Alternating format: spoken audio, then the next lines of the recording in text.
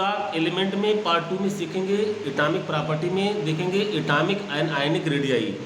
Atomic and ionic radii हम top से bottom पे बढ़ते हैं। Nitrogen, phosphorus, arsenic, antimony and bismuth. जब भी हम टॉप से बॉटम पे आते हैं, टॉप से बॉटम पे आने के कारण क्या होता है, इनकी सेल की संख्या इसमें बढ़ती जाती है और जब सेल की संख्या बढ़ती जाती है तो इनके साइज क्या होते हैं, बढ़ते जाते हैं। तो दो एटॉमिक या covalent and ionic radii in a particular oxidation state of the element nitrogen family या ग्रुप 15 इसको हम लोग बोलते हैं, are smaller than the corresponding element of the carbon family. अब यहाँ पे जो बात हो रही है left to right periodic table में जब हम लोग लेफ्ट टू राइट बढ़ते हैं तो लेफ्ट टू राइट बढ़ने के साथ साथ क्या होता है, एटॉमिक नंबर जो आपका एक एक बढ़ता है। एटॉमिक में जैसे कार्बन हो गया, नाइट्रोजन हो गया, ऑक्सीजन हो गया, फ्लोरीन हो गया। अभी कार्बन की फैमिली हो गई, ये नाइट्रोजन की फैमिली, ये ऑक्सीजन की फैमिली, ये फ्लोरीन की फैमिली। तो इस क्रम में हम लोग देखते हैं एटॉमिक नंबर 6 से 7 फिर 8 फिर 9। अब यहाँ जो एटॉमिक नंबर आपका है 6 था, मतलब इसमें 6 प्रोटॉन है और 6 इलेक्ट्रॉन है। इसमें 7 प्रोटॉन है और 7 इलेक्ट्रॉन है। इसमें 8 प्रोटॉन और 8 इलेक्ट्रॉन है। इसमें 9 प्रोटॉन और 9 इलेक्ट्रॉन है। अब यहाँ पर हम देखते हैं प्रोटॉन की संख्या जब हम लेफ्ट टू राइट चल रहे हैं पीरियाडिक टेबल में, left to right not top to bottom, left to right जब चल रहे हैं तो एटॉमिक नंबर आपके प्रोटॉन की संख्या है एक एक करके थे, 7 से 6 से 7, 7 से 8, 8 से 9। तो वो कह रहे हैं जो कार्बन फैमिली के जो एलिमेंट हैं, कार्बन फैमिली के जो एलिमेंट हैं और जो नाइट्रोजन फैमिली के, नाइट्रोजन, फास्फोरस, आर्सेनिक, एंटीमनी है, बिस्मथ, ये जो नाइट्रोजन फैमिली के जो एलिमेंट है 5 एलिमेंट इनके भी होंगे और 5 एलिमेंट इनके भी होंगे। तो कह रहे हैं जैसे एटॉमिक नंबर यहाँ पे बढ़ रहा है, एटॉमिक साइज घट रही है। क्यों? क्योंकि न्यूक्लियर चार्ज आपका बढ़ रहा है। न्यूक्लियर चार्ज, अब आपके सेल वहीं रहेंगे, सेल में आपका प्रोटॉन बढ़ रहा है। अब प्रोटॉन बढ़ने के कारण क्या होगा, अट्रैक्शन ज़्यादा होगा। अट्रैक्शन ज़्यादा होगा तो सेल की साइज़ छोटी होगी और एटॉमिक साइज़ क्या हो जाएगी, घट जाएगी। जब हम लेफ्ट टू राइट चलते हैं तो एटॉमिक नंबर बढ़ने के साथ साथ एटॉमिक साइज आपकी डिक्रीज करती है। अब इसमें कंफ्यूजन बहुत है कि एटॉमिक नंबर बढ़ा है तो साइज तो बढ़नी चाहिए। एटॉमिक नंबर बढ़ने के साथ साथ एटॉमिक साइज डिक्रीज कर रही है। क्यों? क्योंकि यहाँ पे जो सेल है, सेल नहीं बदल रहा है। जैसे आपका कार्बन एंड नाइट्रोजन, नाइट्रोजन में 7 and 14, कार्बन में 6 से 12। अब इन दोनों में यदि कंपेरिजन किया जाए तो इलेक्ट्रॉनिक कॉन्फ़िगरेशन 2 and 4 हो जाएगा, इसका हो जाएगा 2 and 5। अब देखिए इसमें K सेल, L सेल, इसमें भी K सेल और L सेल, मतलब लास्ट इलेक्ट्रॉन तो सब में L सेल में ही है ना। L सेल की साइज में इसमें 4 इलेक्ट्रॉन, इसमें 5 इलेक्ट्रॉन है। अब यहाँ कार्बन फैमिली की और नाइट्रोजन फैमिली की यदि कंपेरिजन किया जाए, कार्बन और नाइट्रोजन फैमिली का यदि कंपेरिजन किया जाए तो इसमें लास्ट इलेक्ट्रॉन आपका L सेल में ही है और इसमें 4 इलेक्ट्रॉन है, इसमें 5 इलेक्ट्रॉन है, मतलब इलेक्ट्रॉन 4, प्रोटॉन भी 4। अब यहाँ देखा जाए टोटल इलेक्ट्रॉन आपके कितने हैं, टोटल इलेक्ट्रॉन कितने हैं 5। बैलेंस सेल में आपके 5 इलेक्ट्रॉन है, बैलेंस सेल में आपके 4 इलेक्ट्रॉन है। लेकिन आपके सेल तो वही है, सेल में आपका L सेल ही है।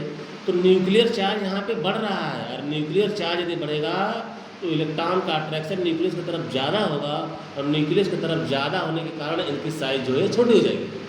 तो वही बात कर रहे हैं, जो कार्बन फैमिली के जो एलिमेंट होते हैं इनकी साइज पूरे नाइट्रोजन फैमिली के एलिमेंट से ज़्यादा होती है ड्यू टू न्यूक्लियर चार्ज, क्योंकि यहाँ न्यूक्लियर चार्ज ज़्यादा है। इसी तरह से नाइट्रोजन फैमिली के इलेक्ट्रॉन की साइज, नाइट्रोजन फैमिली के मेंबर की साइज ऑक्सीजन फैमिली से बड़ी होती है।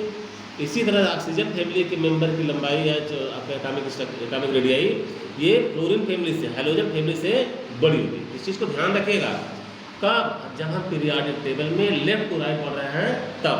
देखिए यहाँ पे कह रहा था एटॉमिक और ionic radii of the particular oxidation state of the element of the nitrogen family are smaller than the corresponding element of the carbon family.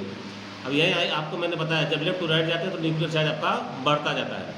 अब यहाँ देखिए आयनाइजेशन एंथैल्पी है। आयनाइजेशन एंथैल्पी के क्रम में क्या होता है, आयनाइजेशन एंथैल्पी मतलब किसी भी आउटर मोस्ट सेल के इलेक्ट्रॉन को रिलीज करने में जितनी हीट या जितनी एनर्जी प्रोवाइड करनी पड़ती है उसको हम लोग आयनाइजेशन एंथैल्पी बोलते हैं। Ionization enthalpy of the element of the group 15 are much higher than those of the corresponding group of the group 14 element. बहुत ही इंपॉर्टेंट है, इस चीज़ को समझने की जरूरत है। आयनाइजेशन एंथैल्पी आयनाइजेशन एंथैल्पी कह रहे हैं, आयनाइजेशन एंथैल्पी ग्रुप 14 एलिमेंट और ग्रुप 15 एलिमेंट में कंपैरिजन किया जाए तो आयनाइजेशन एंथैल्पी 15 वाला मच हायर होता है और 14 वाला कम होता है। कारण क्या है, देखिए यहाँ पे कारण बताया है, ये कार्बन है और ये नाइट्रोजन है, ये कार्बन फैमिली है और ये नाइट्रोजन फैमिली है। कार्बन फैमिली में इलेक्ट्रॉन जो होते हैं 6, इसमें 7। अब यहाँ पे न्यूक्लियर चार्ज आपका ज़्यादा है, न्यूक्लियर चार्ज मोर है, तो यहाँ पे न्यूक्लियर चार्ज क्या है, लेस है, न्यूक्लियर चार्ज आपका लेस है, न्यूक्लियर चार्ज का मतलब इसमें प्रोटॉन आपका जो न्यूक्लियस होता है जिसमें होल पॉजिटिव चार्ज होता है वो जितना तगड़ा होगा, जितना ज़्यादा होगा, वो इलेक्ट्रॉन को उतना टाइटली बाइंड करके रखेगा और आउटर मोस्ट शेल से इलेक्ट्रॉन को बाहर जाने नहीं देगा। तो कार्बन फैमिली के जो एलिमेंट हैं और नाइट्रोजन फैमिली के एलिमेंट में, नाइट्रोजन फैमिली में आपका न्यूक्लियर चार्ज ज़्यादा है और न्यूक्लियर चार्ज ज़्यादा होने के कारण इसमें से इलेक्ट्रॉन निकालना मुश्किल होगा और इसमें से इलेक्ट्रॉन निकालने में यदि मुश्किल हो रहा है तो इसका मतलब आयनाइजेशन एंथैल्पी इसकी क्या है, ज़्यादा होगी। वही बात कर रहे हैं कि ग्रुप 15 वाले एलिमेंट का जो आयनाइजेशन एंथैल्पी होता है, ionization enthalpy is greater than group 14 element. Group 14 elements इनका आयनाइजेशन एंथैल्पी क्या होता है, ज़्यादा होगा। मेरी बात आपको समझ में आ गई होगी, क्योंकि न्यूक्लियर चार्ज यदि बढ़ेगा तो इलेक्ट्रॉन का अट्रैक्शन न्यूक्लियस की तरफ ज़्यादा होगा और उस इलेक्ट्रॉन को उसके सेल से बाहर निकलने में आपको ज़्यादा एनर्जी देनी पड़ेगी और ज़्यादा एनर्जी देनी पड़ेगी मतलब आयनाइजेशन एंथैल्पी आपकी क्या हो जाएगी, ज़्यादा हो जाएगी। तो ग्रुप 15 एलिमेंट की आयनाइजेशन एंथैल्पी ग्रुप 14 से ज़्यादा होगी। समझ में आ गया आपको बात। अब देखिए यहाँ पे कह रहे हैं एक्सप्लेनेशन उसका वही दिया गया है। इलेक्ट्रोनेगेटिविटी क्या होता है, the power of an atom to attract electron towards itself is known as the electronegativity.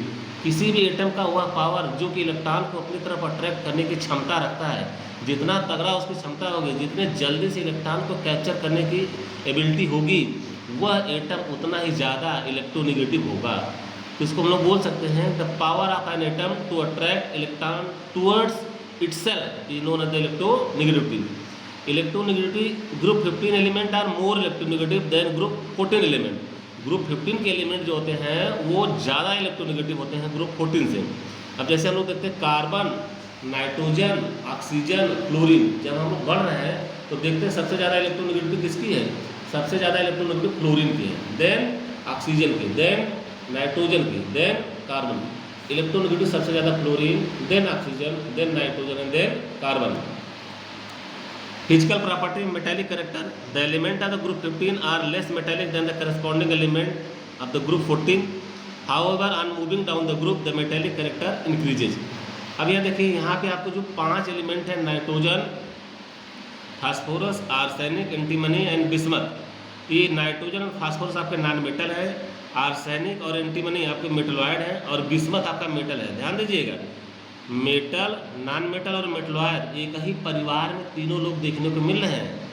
Nitrogen, phosphorus, arsenic, antimony and bismuth में नाइट्रोजन, फास्फोरस आपका नॉन मेटल, बिस्मथ आपका मेटल और आर्सेनिक और एंटीमनी आपका क्या है, metalloid. Melting and boiling point, melting point क्या होता है, किसी भी सॉलिड को लिक्विड फॉर्म में चेंज करने के लिए जितना टेम्परेचर हमको देना पड़ता है वो मेल्टिंग पॉइंट है, और किसी भी लिक्विड को गैसेस स्टेट में चेंज करने के लिए जितने टेम्परेचर देनी पड़ती है वो आपका बॉइलिंग पॉइंट है।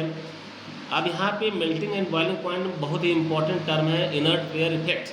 अब यहाँ हम लोग जानते हैं कि जब नाइट्रोजन फैमिली में हम लोग आएंगे, nitrogen, phosphorus, arsenic, antimony, bismuth, जब टॉप से बॉटम हम लोग सफ़र करेंगे तो उसमें क्या होता है, साइज बढ़ती जाती है, साइज बढ़ती जाती है तो डेंसिटी भी आपकी बढ़ती जाएगी। तो melting point of group 15 element first increases from nitrogen to the arsenic. अब यहाँ नाइट्रोजन से लेकर के आर्सेनिक तक जैसे आपको दिया गया है, nitrogen, phosphorus, arsenic, antimony and bismuth.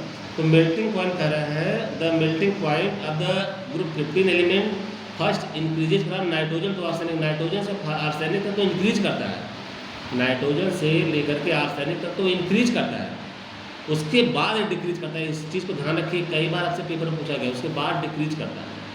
Melting point nitrogen, phosphorus और आर्सेनिक में सबसे ज़्यादा आर्सेनिक का, देन फास्फोरस का, देन नाइट्रोजन का।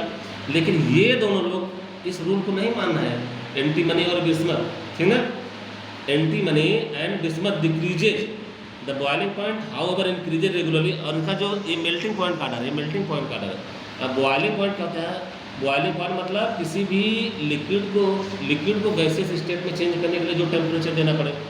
लेकिन बॉइलिंग पॉइंट नाइट्रोजन से लेकर पूरा बिस्मथ तक आपका इंक्रीज कर रहा है। ध्यान दीजिए, मेल्टिंग पॉइंट आपका नाइट्रोजन से लेकर आर्सेनिक तक इंक्रीज कर रहा है, उसके बाद डिक्रीज कर रहा है। लेकिन बॉइलिंग पॉइंट नाइट्रोजन से लेकर बिस्मथ तक आपका इंक्रीज कर रहा है। ध्यान दीजिएगा, मेल्टिंग पॉइंट और बॉइलिंग पॉइंट दोनों साथ साथ चल रहा है।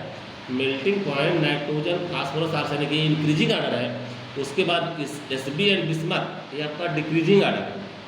लेकिन बॉइलिंग पॉइंट का आर्डर जो है वो नाइट्रोजन से लेकर के बिस्मथ तक वो आपका इंक्रीज कर रहा है। समझ रहे हैं? अब देखिए इसका रीजन क्या है। The melting point increases down the group. The melting point increases down the group from nitrogen to arsenic due to increases in their atomic size. Thereafter, even though through the atomic size increases, but melting point of antimony and bismuth decreases. This unexpected, जो हम लोग unexpected मतलब जो हम लोग manner मान के चले वो unexpected decreases in melting point of antimony and bismuth is because of their tendency to form 3 covalent bond. अब देखिए 3 कोवेलेंट बॉन्ड बनाने की जो क्षमता है नाइट्रोजन के आउटर मोस्ट में 5 इलेक्ट्रॉन है, तो 3 कोवेलेंट बॉन्ड बनाएगा। 3 covalent bonds instead of the 5 covalent bond due to inert pair effect. Due to inert pair effect बहुत ही इंपॉर्टेंट टॉपिक है, इनर्ट पेयर इफेक्ट। अब हम लोग देखते हैं डेंसिटी के टर्म में। The density of the element of group 15 increases regularly from top to bottom. Density आपका टॉप से बॉटम जब नाइट्रोजन से स्टार्ट करके बिस्मथ तक आप जाएंगे तो क्या हो जाता है, डेंसिटी आपका इंक्रीज करता है। That is from nitrogen to bismuth as usual. Allotropy बहुत ही इंपॉर्टेंट एलोट्रॉपी फॉर्म है, कई बार पेपर में आपको पूछा जा चुका है। एलोट्रॉप, अब देखिए फास्फोरस के 3 एलोट्रॉप होते हैं, ध्यान दीजिएगा। Phosphorus exist in 3 allotropic form, white phosphorus, red phosphorus and black phosphorus. और आपके जो आर्सेनिक और एंटीमनी है वो exist 2 allotropic form, yellow and grey. Thank you very much.